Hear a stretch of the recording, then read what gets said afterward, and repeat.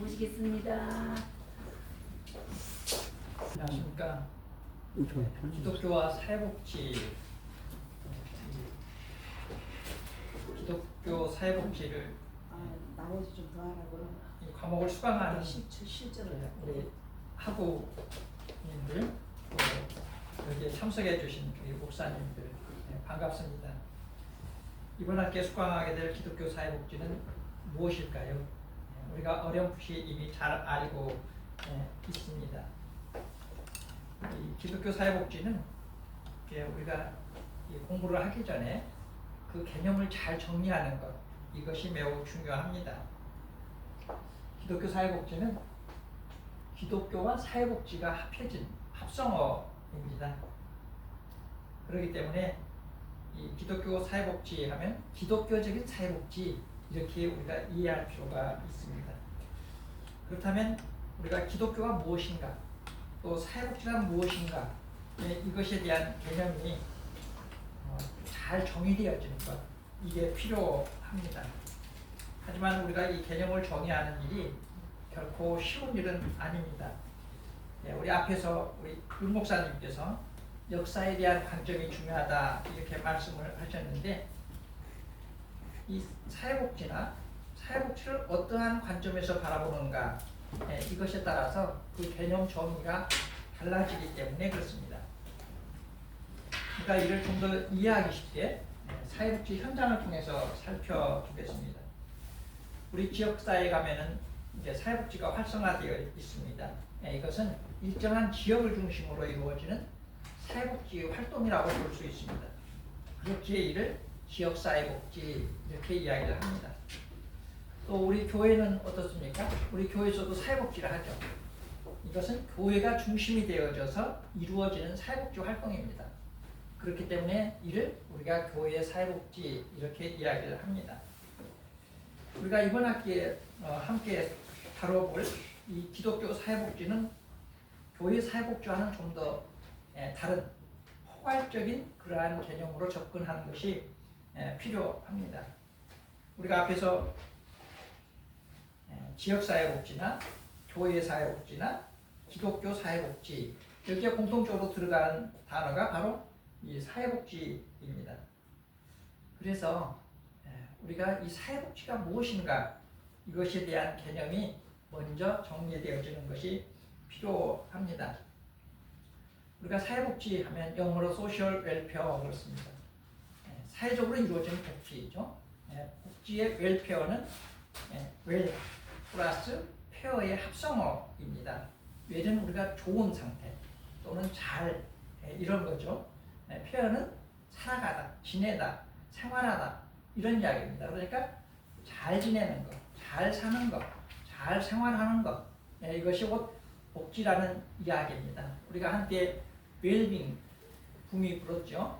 그 웰빙 자체가 웰페어, 사회복지, 복지적인 그런 측면을 내포하고 있습니다. 그렇게 일반적인 관점에서 사회복지에 대해서 우리가 정리해보면, 사회복지란 인간이나 집단, 그리고 지역사회가 가지고 있는 욕구나 문제를 해결함으로써 인간의 삶의 질을 향상시켜 행복과 만족을 느끼도록 도와주는 것이 사회복지다, 이렇게 정의해 볼 수 있겠습니다. 우리가 사람이 잘 살아가는 상태, 이게 좋은 거죠. 우리의 일상에 있어서 여러 가지 생활상의 위협들이 오잖아요. 그것들은 우리의 삶의 행복지수를 떨어뜨리게 됩니다. 결국 이것은 우리의 삶의 문제를 일으키는 것이고, 그러한 것들이 때로는 인간다운 삶을 저해할 수 있는 이러한 요소들이 있기도 합니다. 그렇기 때문에 이 사회복지라고 하는 것은 사회적으로 인간다운 삶을 유지하도록 돕는 것, 또는 기본적인 생활이 보장되도록 지원하는 것, 또는 삶의 질을 높이도록 지원하는 이러한 사회적인 제도를 의미합니다. 그렇다면 기독교 사회복지는 어떤 의미를 갖고 있을까요? 여기에 있는 것처럼 교회 또는 기독교와 연관된 기관이나 단체 또는 시설 등에서 이루어지는 재반 사회복지 활동을 포괄적으로 이야기를 합니다. 그래서 우리 교회에서도 또는 우리 기독교 단체에서도 요즘은 사회복지에 대해서 많은 관심을 가지고 그것이 일상화되어져 있습니다. 그래서 이를 우리가 기독교적 시각에서 어떻게 사회복지를 바라봐야 되는가, 또 그 바라보는 우리의 시각에 의해서 기독교 사회복지가 이루어지는 것이죠. 그러한 측면에서 개념 정리가 중요합니다. 우리가 이를 좀 더 쉽게 이해하기 쉽게 살펴본다면 모든 공동체에는 나름의 규율이 있습니다. 이 규율 속에는 공동체의 어떠한 사명과 역할, 이러한 것들이 정해져 있죠. 그래서 공동체는 그러한 규율, 즉 사명과 역할에 맞추어져서 제반적인 행정들이 이루어지는 거고 거기에 맞춰서 사람들이 활동을 하게 되는 것이고 이러한 거죠. 마찬가지로 교회도 그렇습니다. 교회는 주로 선교나 전도, 예배, 교육, 신교, 사회봉사 등과 같은 여러 가지 사명과 역할들이 있습니다. 특히나 이 교회는 예수 그리스도를 믿고 그의 가르침을 따르고자 하는 사람들이 모인 공동체입니다. 그렇기 때문에 당연히 우리는 예수 그리스도의 관심, 예수 그리스도께서 어떤 부분에 관심을 갖고 계셨는가, 그분의 사역이 무엇이었는가를 우리가 익히고 그러한 그 사역을 이어가기 위해서 해야 될 그런 사명들이 있습니다. 그런데 우리 예수님께서는 가장 핵심적인 것은 사람을 살리는 일을 하셨다는 것입니다. 그렇기에 우리 교회는 마땅히 사람을 살리는 일을 해야 합니다.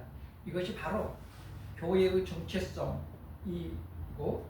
또 본질이기도 하고 그것이 곧 기독교 사회복지의 목적이 되기도 합니다.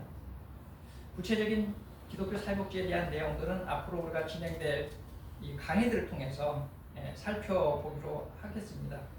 하지만 오늘은 첫 시간이기 때문에 오리엔테이션 개념으로 성경에 기초해 가지고 기독교 사회복지에 대해서 말씀을 나눠보고자 합니다.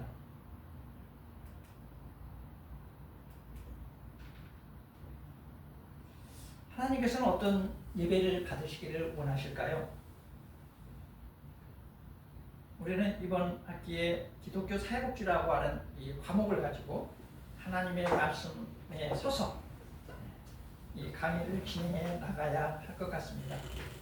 사람은 누구나 자신의 신앙을 드러내고 싶어 합니다. 우리가 하나님 앞에 또는 주변의 사람들 앞에 드러내고 싶은 신앙의 모습은 어떤 것일까요? 예배를 드리고 찬양을 올리고 헌금을 드리고 이러한 것들이 다일까요? 성경 미가서 6장 6, 7절에 나타난 이 말씀이 우리의 모습이 아닐까 생각합니다.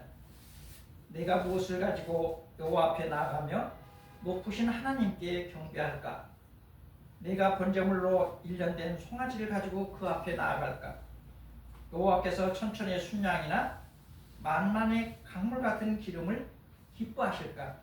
내 허물을 위하여 내 마다들을 내 영혼의 죄로 말미암아 내 몸의 열매를 드릴까? 이렇게 말씀하고 있습니다. 우리가 이렇게 고민하고 나서 물질을 드리죠. 그리고 주님, 제가 주님을 사랑합니다. 이렇게 우리가 일반적으로 고백하지 않습니까? 그러나 성경은 놀라운 사실을 우리에게 알려줍니다. 우리가 예배를 드릴 때 하나님께서 먼저 보시는 것은 이러한 재물의 양이라든가 삶의 재물의 양이라든가 이러한 것이 아니라 우리의 삶의 태도라는 것입니다. 방금 미가서 말씀처럼 이스라엘 백성들은 제사를 많이 드렸습니다.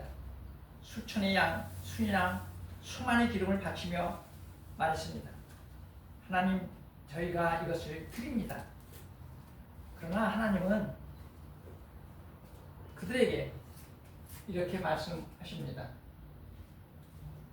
사람아, 주께서 선한 것이 무엇임을 내게 보이셨나니 여호와께서 내게 보호하시는 것은 오직 정의를 행하며 인자를 사랑하며 겸손하게 내 하나님과 함께 행하는 것이 아니냐라고 말씀하십니다. 이것이 하나님께서 우리에게 진정으로 원하시는 것입니다. 우리에게 진정으로 원하시는 우리의 삶의 태도를 이야기합니다. 우리가 매일 드리는 예배가, 아니 우리의 모든 삶을 통해 드리는 예배가 하나님께서 기뻐 받으시는 참된 예배가 되려면 예배를 드림으로 끝날 것이 아니라 하나님의 말씀을 우리의 삶으로 이어가는 것이 보다 중요하지 않겠습니까? 미가 선지자가 우리에게 첫 번째로 내친 말은 정의를 행하라입니다.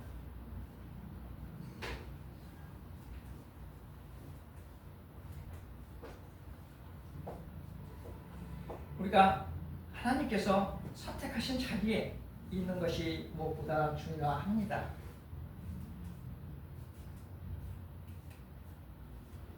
여호와께서 네게 구하시는 것은 오직 정의를 행하며라고 말씀하고 있습니다. 우리가 정의가 무엇일까요? 우리 사회는 정의로운 사회인가요? 우리가 속해 있는 공동체는 정의로운 공동체인가요? 사전적인 정의는 사회나 공동체를 위한 옳고 바른 도리라고 정의하고 있습니다. 우리가 살아가는 사회 정의가 그렇습니다. 사회나 공동체를 위한 옳고 바른 도리, 즉 법과 공평이 정상적으로 지켜지고 있는 것이 어찌 보면 그 사회가 정한 정의라고 볼 수 있습니다. 하지만 법과 공평적인 룰이 있음에도 불구하고 그것이 지켜지지 못하는 경우가 많이 있습니다. 성경에서 말하는 정의는 미시파트라는 이 단어는 단순히 사회가 말하는 법과 공평을 말하지 않습니다.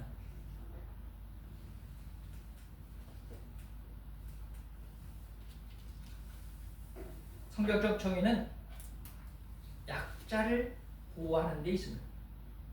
고아나 과부나 객이나 가난한 자나 억울한 자들을 특별히 보호하라고 말씀하고 있습니다.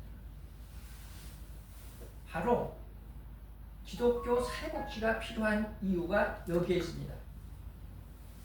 이는 하나님의 성품이기도 합니다. 그렇기에 성경에서 복지의 출발은 하나님의 성품으로부터 출발되어지는 것이라고 볼 수 있습니다. 우리는 흔히 이러한 사람들을 사회적인 약자 혹은 소외된 자들이라고 말합니다. 하지만 성경은 이들을 결코 소외된 사람들이라고 말하지 않습니다. 대표적인 말씀이 신명기에 있습니다. 너희의 하나님 여호와는 신 가운데 신이시며 주 가운데 주시요 크고 능하시며 두려우신 하나님이시라. 사람을 애모로 보지 아니하시며 예물을 받지 아니하시고 고아와 과부를 위하여 정의를 행하시며 나그네를 사랑하여 그에게 떡과 옷을 주시나니라고 말씀하고 있습니다. 기독교 사회복지가 필요한 대표적인 말씀이 이 신명기 18절에 있습니다. 고아와 과부를 위하여 정의를 행하시며 나그네를 사랑하여 그에게 떡과 옷을 주시나니. 복지는 하나님의 마음을 사회 속에서 실천해 가는 것입니다. 또한 시편에 보게 되면 그의 거룩한 처소에 계신 하나님은 고아의 아버지시며 아멘. 과부의 재판장이시라고 말씀하고 있습니다. 또한 시편 146편에는 여호와께서 나그네들을 보호하시며 고아와 과부를 붙드시고 악인들의 길은 굽게 하시는도다 라고 말씀하고 있습니다. 우리가 사회적인 약자라고 칭하고 있는 그들을 하나님께서는 사랑하실 뿐만 아니라 신이 그들을 위해 정의를 행하시며 붙드시고 보호하신다는 것입니다. 그러기에 그들을 하나님이 특별히 돌보시는 사람들이라고 말하고 있습니다. 하나님이 세상의 중심을 어디에 두시는가를 우리가 바르게 하는 것이 무엇보다 중요합니다. 하나님의 시선은 언제나 약한 자들의 자리에 놓여 있다는 것입니다. 약한 자들이 있는 자리가 하나님께서 선택하신 자리입니다. 그 자리가 하나님이 뜻하시는 정의가 행해져야 할 곳이기도 합니다. 우린 때로 정의를 내세우며 가족 또는 이웃과 또 사회적으로 또 간혹 성도 간에 다투기도 합니다. 이것은 피할 수 없는 것입니다. 때로는 필요하기도 합니다. 하지만 우리 믿는 자들이 정작 정의를 외쳐야 할 곳은 하나님께서 뜻하시는 곳이어야 합니다. 예수님께서도 공생애 동안에 결코 강한 자들을 주목하지 않으셨습니다. 부자들, 권력자들, 종교 지도자들보다도 병든 자, 소외된 자, 배고픈 사람들 곁에 늘 항상 함께 하셨다는 사실입니다. 예수님께서 왜 그러셨을까요? 하나님은 약자를 돌보는 행위를 그분 자신에게 드리는 예배로 여기시기 때문에 그렇습니다. 하지만 우리에게 사회적인 약자는 어떤 대상입니까? 경멸의 대상이기도 합니다. 또 때로는 이용의 대상이 되는 경우도 들어 있습니다. 특히나 오늘 우리 사회는 물질과 경쟁 속에서 뒤처지는 이들이 점점 더 많아지고 있습니다. 빈곤 문제, 특히 노인 빈곤과 돌봄의 문제, 장애인의 돌봄 사각지대, 이주민과 다문화 가정의 어려움, 홀로 사는 이들 뿐만 아니라 요즘 취업난으로 인해서 힘들어하는 청년들의 절망, 이와 같은 사회적인 문제를 안고 있고 누군가의 손길이, 보호의 손길이 필요한 곳이 너무나 많습니다. 이러한 현실을 바라보면서 우리는 어떻게 해야 될까요? 특히나 우리 믿음의 사람들은 어떻게 해야 될까요? 그러한 측면에서 바라봤을 때 우리 기독교 사회복지는 어떤 방향으로 나아가야 할까요? 이 문제는 다른 사람들의 문제가 아닙니다. 우리 자신의 문제가 되기도 합니다. 오늘 본문에서 하나님은 말씀하십니다. 정의를 행하라.